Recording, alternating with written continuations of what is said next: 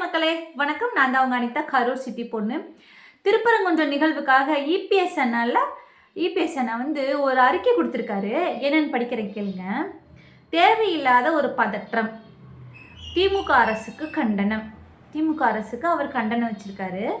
திருப்பரங்குன்றம் தீபத்தூணில் தீபம் ஏற்றுவது தொடர்பாக உயர்நீதிமன்ற தனி நீதிபதி தீர்ப்பை செயல்படுத்த தவறி இதனால் கடந்த 2 நாட்களாக தேவையில்லாத ஒரு பதற்றத்தை உண்டாக்க கபட நாடகம் ஆடும் திமுக அரசுக்கு கண்டனத்தை தெரிவித்துக் கொள்கிறேன். திமுக அரசுக்கு கண்டனத்தை கொடுக்குறாரு இபிஎஸ் அண்ணா. இன்னொரு விஷயம், எம்மதமும் சம்மதம், எம்மதத்தையும் சாராமல் நடுநிலையோடு ஆட்சி புரிபவர் சிறந்த ஆட்சியாளர் என்பதை மறந்து தேவையற்ற பிரச்சனைக்கு வழிவகுத்த திமுக அரசுக்கு மக்கள் விரைவில் தகுந்த பாடம் புகட்டுவார்கள். மக்கள் தகுந்த பாடம் புகட்டுவார்களாம்.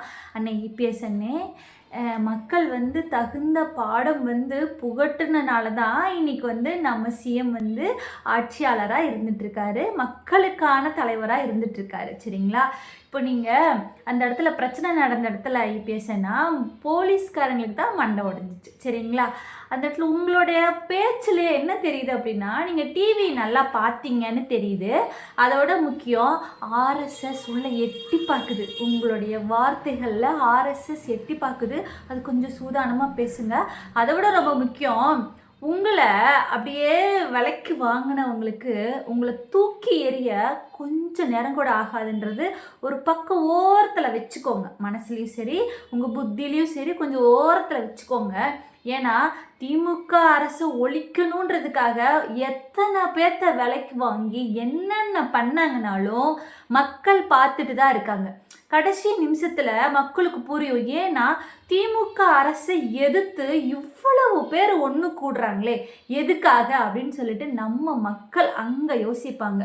அதாவது சினிமாவில் வர மாதிரி ஒரு விரல் புரட்சியே அதெல்லாம் கிடையாது. அப்போது மக்கள் யோசிப்பாங்க. என்ன யோசிப்பாங்கன்னா, திமுகவை எதிர்த்து திமுக வரக்கூடாதுன்றக்காக இத்தனை பேர், இந்த சங்கி கூட்டம், இந்த மங்கி கூட்டம், இந்த தற்குறி கூட்டம், இந்த ஆச்சரியக்குறி கூட்டம், எல்லா கூட்டமும் ஒன்று சேருது. எதுக்காக ஒன்று சேர்றாங்க?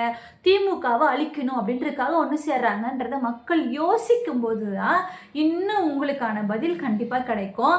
அதாவது நான் முன்னாடியே சொன்ன மாதிரி தான், நீங்கள் டிவியில் பார்த்துட்டு விமர்சனம் மட்டும்தான் பண்ணுவீங்க. இதுக்கு முன்னாடி ஒரு வீடியோ கூட போட்டிருந்தேன். விமர்சனம் பண்ணுறவங்களுக்கு ஒரு வரி கூட கிடையாது. சரிங்களா? வென்றவனுக்கும் தோற்றவனுக்கும் வரலாற்றில் புத்தக அளவில் இடம் இருக்குது. விமர்சித்தவனுக்கு ஒரு வரி கூட கிடையாது. இதுதான் நிஜம். நீங்கள் டிவியை பாருங்கள், பார்த்து பத்திரம். அடுத்த நிகழ்ச்சியில் சந்திப்போம். நன்றி, வணக்கம், டாடா, பாய்.